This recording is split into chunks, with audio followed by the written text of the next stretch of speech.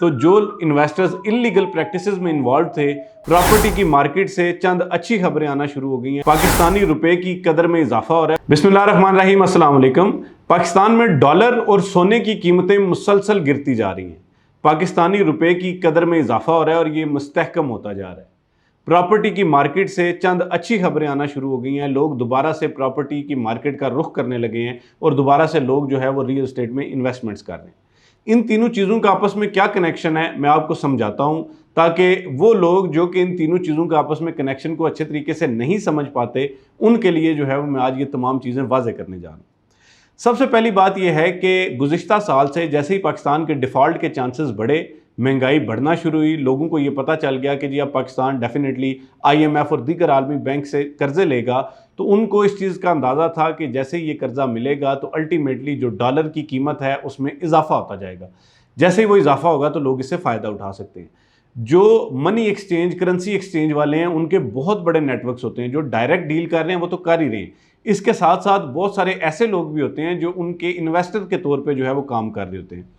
अगर डॉलर जो है वो 200 पाकिस्तानी रुपए के मुकाबले में था तो उस वक्त जो है वो लोगों ने 2 लाख रुपए में अगर $1000 उठा लिया, तो अभी आप जैसे कि जानते हैं कि 350 तक जो है वो डॉलर के चांसेस बने या डॉलर गया, तो उन लोगों ने जो है वो उस पर $150 पर डॉलर जो है वो फ़ायदा लिया।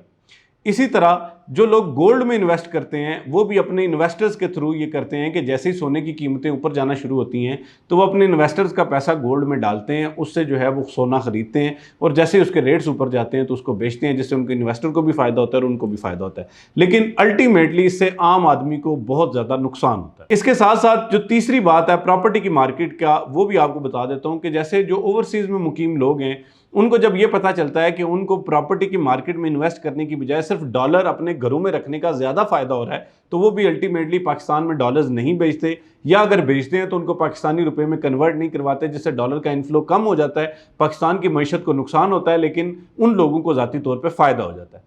तो इस तमाम सिनेरियो में, इस तमाम गेम में प्रॉपर्टी की मार्केट जो है वो बहुत बुरी तरह बैठ चुकी थी और लोग प्रॉपर्टी की मार्केट का रुख नहीं कर रहे थे। इसी वजह से प्रॉपर्टी के हालात जो है वो बहुत ख़राब हो रहे थे।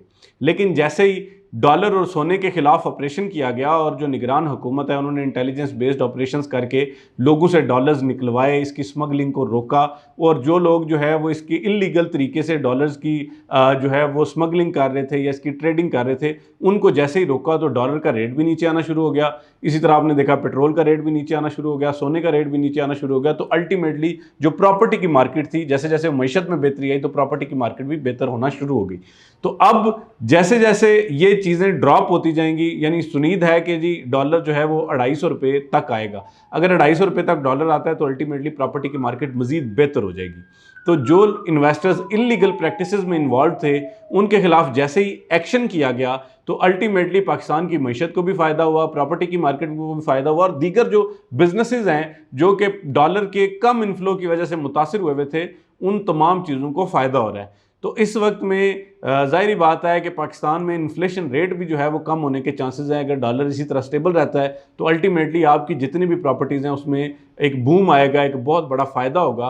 तो आप अगर चाहते हैं कि जी आप भी इस चीज़ से फ़ायदा उठाएं तो आप भी दोबारा प्रॉपर्टी की मार्केट की तरफ आएँ, इन्वेस्ट करें। आपको, क्योंकि जो वोलेटिलिटी है, यानी वोलेटाइल मार्केट कहा जाता है आमतौर पे, ये जो डॉलर की और करेंसी की मार्केट होती है, तो जैसे ही इसमें जो है वो ऊंच नीच बहुत ज़्यादा हो जाती है, फ्लक्चुएशन बहुत ज़्यादा हो जाती है, तो लोग अमूमन जो है वो इस चीज़ से इज्तनाब करते हैं, इसमें इन्वेस्ट नहीं करते। तो अल्टीमेटली जो प्लॉट्स हैं या जो ऑन ग्राउंड प्रॉपर्टीज़ हैं वो आपको बहुत बेहतर फ़ायदा दे सकती हैं। तो इसलिए अब प्रॉपर्टी के मार्केट के हवाले से अच्छी खबरें आना शुरू हो गई हैं। जिन लोगों ने इन्वेस्टमेंट्स की हैं उनको भी उम्मीद है कि फ़ायदा होगा, और डेफिनेटली जो लोग अभी इन्वेस्टमेंट करेंगे उनको भी फ़ायदा होगा। आज तक की वीडियो के लिए इतना ही। फ़ी अमान।